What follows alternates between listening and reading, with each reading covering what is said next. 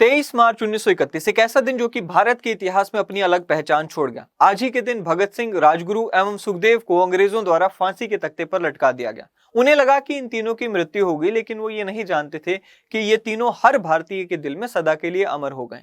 दोस्तों, आज भी अंग्रेजों द्वारा इन तीनों को फांसी की सजा दिए जाने को जुडिशियल किलिंग या यूं कहें कि न्यायिक हत्या की संज्ञा दी जाती है। आज की अपनी इस वीडियो में हम देखेंगे कि भगत सिंह एवं उनके साथियों के ऊपर कौन से केसेस या मुकदमे चलाए गए और किस तरह से इन मुकदमों के दौरान जुडिशियल प्रोसीडिंग्स या न्यायिक प्रक्रियाओं की धज्जियां उड़ाई गई और किस तरह से गैर कानूनी तरीके से इन्हें फांसी की सजा दी गई। So welcome to study IQ। My name is Chand Kuba and let's begin with the video.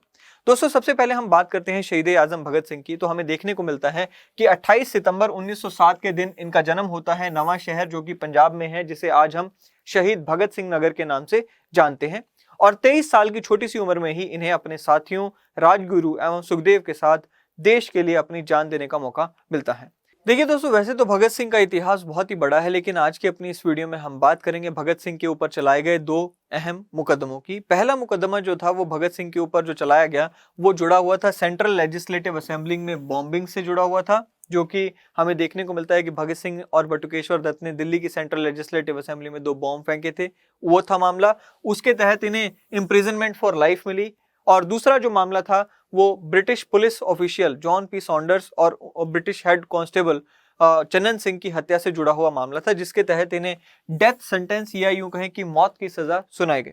बात करते हैं पहले मामले की। हमें देखने को मिलता है भगत सिंह और बटुकेश्वर दत्त दोनों ने मिलकर 8 अप्रैल 1929 के दिन दिल्ली की सेंट्रल लेजिस्लेटिव के सेंट्रल हॉल में 2 लो इंटेंसिटी बम फेंके और साथ ही में कुछ पॉलिटिकल पैम्फलेट्स भी फेंके। इन पैम्फलेट्स में उन्होंने बम फेंकने की जिम्मेवारी ली और साथ ही में सरकार के सामने अपनी कुछ बातें रखी।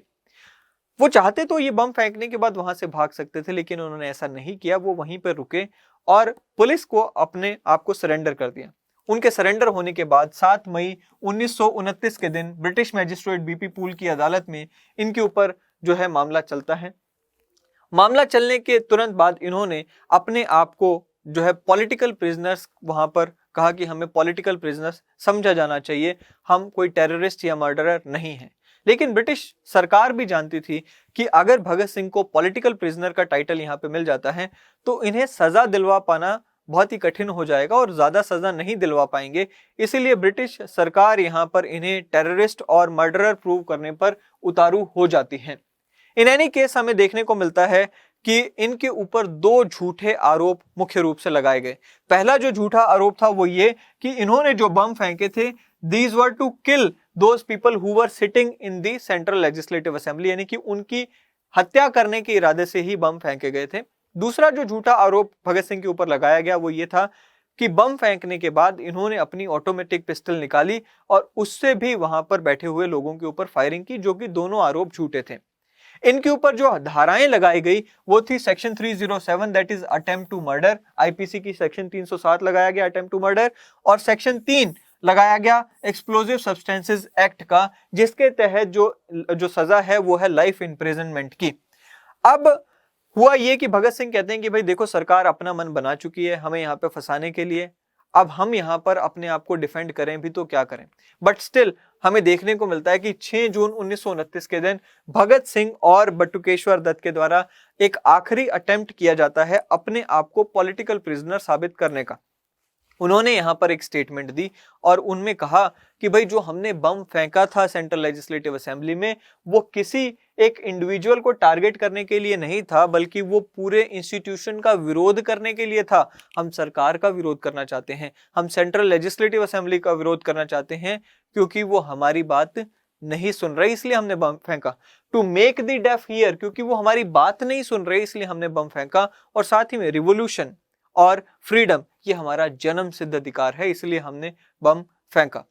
बट इन एनी केस हमें देखने को मिलता है कि इस स्टेटमेंट के 1 हफ्ते के अंदर अंदर ही, यानी कि 12 जून 1929 के दिन 41 पेज की जजमेंट पास की जाती है, जिसके तहत भगत सिंह और बटुकेश्वर दत्त को दोषी करार दिया जाता है और इन्हें लाइफ इम्प्रिजनमेंट की सजा सुना दी गई। मामला यहीं खत्म हो सकता था, लेकिन हुआ नहीं, क्योंकि इस मामले से अगले मामले की कड़ी जुड़ गई और भगत सिंह को इस मामले के साथ साथ अगले मामले में भी फंसाया गया। हमें देखने को मिलेगा कैसे। देखिए, मैंने अभी आपको बताया कि भगत सिंह ने पैम्फलेट्स भी फेंके थे सेंट्रल लेजिस्लेटिव असेंबली में अलोंग विद दी 2 बॉम्ब्स। अब ये जो पैम्फलेट्स थी, इनकी हैंडराइटिंग जो थी, वो पुलिस को लगता है कि ये हैंडराइटिंग कहीं और पुलिस ने देखी हुई है। अब वो कहां देखी थी, हम अभी समझेंगे। दरअसल हुआ ये कि 17 दिसंबर 1928 के दिन 2 पुलिस वालों की हत्या होती है, जॉन पी सॉन्डर्स और हेड कांस्टेबल चन्नन सिंह। उनकी हत्या के बाद लाहौर शहर में जो पूरा शहर था, वहां पर अलग अलग जगहों पर कुछ पोस्टर्स लगाए गए। अब ये जो पोस्टर्स लगाए गए थे, इनकी जो हैंडराइटिंग थी वो मैच कर जाती है किससे? वो मैच कर जाती है उन पैम्फलेट से जो कि भगत सिंह ने दिल्ली की सेंट्रल लेजिस्लेटिव असेंबली में फेंके थे। पुलिस ने, क्योंकि ये दोनों पैम्फलेट्स की हैंडराइटिंग मैच कर गई, और ये जो पैम्फलेट थे किसने फेंके थे? भगत सिंह ने फेंके थे। इस बिना पर पुलिस ने भगत सिंह को भी लाहौर कॉन्स्पिरेसी केस में, जहां पर 2 पुलिस वालों की हत्या हुई थी, उस केस में भगत सिंह को भी बाकी लोगों के साथ यहां पर पार्टी बनाकर दोषी बना दिया। अब यहां पर भगत सिंह, राजगुरु और सुखदेव, इन तीनों के ऊपर अलोंग विद अदर्स मामला शुरू होता है वहां के जो फर्स्ट क्लास मैजिस्ट्रेट थे पंडित श्री किशन की अदालत में। मामला काफी लंबा चल रहा था और इस दौरान भगत सिंह ने, क्योंकि वो जेल में थे और उन्होंने देखा कि भाई जो जेल में रह रहे कैदी हैं उनकी जो सिचुएशन है वो अच्छी नहीं है, उनकी जो रहने की जो हालत है वो अच्छी नहीं है, इसके विरोध में भगत सिंह ने यहाँ पर हंगर स्ट्राइक शुरू कर दी। धीरे धीरे भगत सिंह की जो पॉपुलैरिटी है वो पूरे भारत में बढ़नी शुरू हो गई और ब्रिटिश सरकार की इससे जो परेशानी थी वो भी बढ़नी शुरू हो जाती है। British government was losing patience as Bhagat Singh popularity was soaring despite of his being in jail. अब हुआ ये कि 10 महीने हो चुके थे और जो यहाँ पर मैजिस्ट्रेट थे, क्या नाम था उनका, पंडित श्री किशन, इनकी अदालत में मामला चले जा रहा था और यहाँ पर 200 से ज्यादा विटनेसेस की जो एग्जामिनेशन है वो हो चुकी थी। यानी कि जो श्री किशन की जो अदालत थी उसमें 200 से ज्यादा जो विटनेस थे, जो गवाह थे, उनसे बयान दर्ज करवाए जा चुके थे। अचानक से ब्रिटिश गवर्नमेंट अपनी यहाँ पर पेशेंस लूज कर गई और 1 मई 1930 के दिन गवर्नर जनरल लॉर्ड इरविन ने यहाँ पर एक ऑर्डिनेंस पास कर दिया। उस ऑर्डिनेंस का नाम था लाहौर ऑर्डिनेंस 3 ऑफ 1930। ये एक ऐसा ऑर्डिनेंस था जिसके तहत एक नया स्पेशल ट्राइब्यूनल यहां पर बनाया जाता है और जस्टिस श्री किशन की अदालत से मामले को उठाया जाता है और ये जो लाहौर कॉन्स्पिरेसी का जो मामला था ये इस स्पेशल ट्राइब्यूनल के पास यहां पर भेज दिया जाता है। यानी कि अब तक जो मामला यहां पर चल रहा था जस्टिस श्री किशन की अदालत में, वो मामला अब यहां से उठा लिया गया और कहां पर ट्रांसफर कर दिया गया? स्पेशल ट्राइब्यूनल की पास ट्रांसफर कर दिया गया ताकि मामले का निपटारा जो है वो जल्द से जल्द हो, क्योंकि ब्रिटिश गवर्नमेंट अब यहाँ पर अपना जो पेशेंस थी वो खो रही थी, क्योंकि हर दिन यहाँ पर भगत सिंह बहुत ज्यादा फेमस होते जा रहे थे। क्या हुआ? उन्होंने, ब्रिटिश गवर्नमेंट ने यहाँ पे बहाना क्या दिया इस ट्राइब्यूनल को बनाने का? कहते जी पीस एंड गुड गवर्नेंस के लिए यहाँ पर ये ट्राइब्यूनल लाया गया ताकि मामले का जल्दी निपटारा हो। अब इस ट्राइब्यूनल ने यहाँ पर भगत सिंह को सॉन्डर्स और चन्नन सिंह की हत्या के लिए along with Sukhdev and Rajguru यहाँ पर दोषी करार कर दिया। अब हम ये देखेंगे कि इस पूरे के पूरे मामले में, यानी कि इन दोनों केसेस में किस तरह से यहाँ पर जो न्याय की हत्या हुई या किस तरह से यहाँ पे जुडिशियल प्रोसीडिंग्स को दरकिनार किया गया, उनकी धज्जियां उड़ाई गई। मैंने यहाँ पर लिखा है कि why the conviction was illegal. देखिए, सबसे पहले हम यहाँ पर ये जान लेते हैं कि ट्रायल क्या होता है।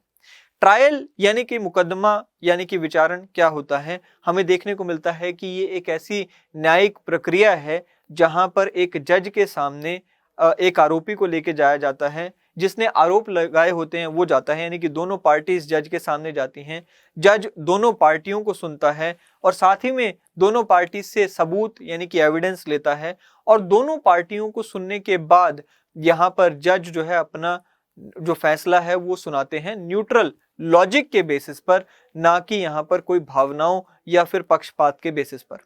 ये ट्रायल होता है। लेकिन भगत सिंह को ये और राजगुरु और सुखदेव को ये फेयर ट्रायल कभी मिला ही नहीं, क्योंकि पहले ही दिन से जुडिशरी और पुलिस अपना मन बना चुके थे भगत सिंह को यहाँ पर फांसी की सजा पहुंचाने का। सो बेसिकली उनको ये फेयर ट्रायल मिला ही नहीं। दूसरी बात ये that entire case was flawed because पहली बार जो एफआईआर दर्ज हुई थी सॉन्डर्स की हत्या के बाद, पहली बार जो एफआईआर दर्ज की गई थी उसमें कहीं भगत सिंह का नाम नहीं था, और ना ही बाद में भी उस एफआईआर में नाम दर्ज कराया गया। यानी कि ये जो केस था, सेकंड केस था, इसमें भगत सिंह का कभी नाम ऐड ही नहीं हुआ। कहता है जी it was only after the trial in the bomb case began that the British police connected him with the Lahore conspiracy case. ये बहुत लेटर स्टेज में भगत सिंह को, जब बॉम्ब केस चल रहा था, बॉम्ब कॉन्स्पिरेसी वाला केस चल रहा था या बॉम्ब फेंकने वाला केस चल रहा था, उसमें उसके दौरान यहां पर ब्रिटिश सरकार ने इन्हें लाहौर कॉन्स्पिरेसी केस से जोड़ा। साथ ही में हमें देखने को मिलता है कि जिस ऑर्डिनेंस के तहत यहां पर स्पेशल ट्राइब्यूनल सेटअप किया गया, उस ऑर्डिनेंस को कभी भी पार्लियामेंट की तरफ से या सेंट्रल लेजिस्लेटिव असेंबली की तरफ से कोई सहमति मिली ही नहीं थी। इसका मतलब ये कि वो जो ऑर्डिनेंस यहां पर बनाया गया था वो एक वैलिड ऑर्डिनेंस नहीं था, और उसी इनवैलिड ऑर्डिनेंस के तहत वो ट्राइब्यूनल ने यहां पर भगत सिंह को सजा सुनाई।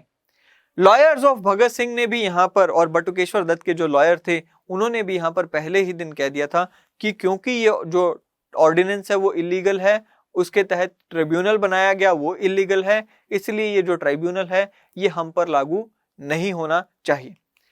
साथ ही में हमें देखने को मिलता है कि इस ट्राइब्यूनल में 3 जजेस थे, उनमें से एक जो जज थे वो इंडियन थे जिनका नाम था आगा हैदर।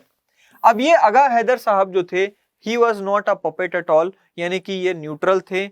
इन्होंने देखा कि ना तो भगत सिंह ना ही बटुकेश्वर दत्त को इस ट्राइब्यूनल के सामने पेश किया जा रहा है, ना ही उनके पक्ष को सुना जा रहा है, तो आगा हैदर ने यहां पर जिम्मेवारी ली कि भगत सिंह और बटुकेश्वर दत्त के साइड से वो जो भी यहां पर प्रोसिक्यूशन के विटनेस थे, यानी कि जो कि सरकारी गवाह थे, उनसे सवाल जवाब किए। और देखने को मिलता है आगा हैदर साहब को कि वो जो सरकारी गवाह थे वो अपनी गवाही, क्योंकि वो झूठी गवाही दे रहे थे, उस पर खड़े नहीं हो पा रहे थे। जैसे ही इन्होंने क्वेश्चनिंग शुरू की, वो सरकारी गवाह यहां पर गिरते गए और वो यहां पर भागना शुरू हो गए। हुआ ये कि ब्रिटिश सरकार को समझ आ गया कि आगा हैदर को यहां पर हम और ज्यादा नहीं रख सकते इस ट्राइब्यूनल में, और ब्रिटिश सरकार ने उनको ट्राइब्यूनल से ही हटाने का फैसला ले लिया। कहा कि जी इनकी हेल्थ खराब है, इनकी तबीयत खराब है, इन्हें हटा रहे हैं। सो उनको यहां पर ट्राइब्यूनल से हटा दिया गया। साथ ही में हमें देखने को मिलता है कि जो trial against Bhagat Singh, Rajguru and Sukhdev violated the principles of natural justice. क्यों? क्योंकि प्रिंसिपल्स ऑफ नेचुरल जस्टिस क्या कहते हैं कि no one should be punished unheard, यानी कि आप किसी को भी उसे सुने बिना सजा दे ही नहीं सकते। लेकिन भगत सिंह और राजगुरु को यहां पर ट्राइब्यूनल के द्वारा नहीं सुना गया। सो यहां पर defence lawyer was not allowed to cross examine nearly 450 prosecution witnesses, और ना ही डिफेंस लॉयर यानी कि जो भगत सिंह के वकील थे उन्हें क्रॉस एग्जामिन करने का मौका मिला जो विटनेसेस थे सरकार के।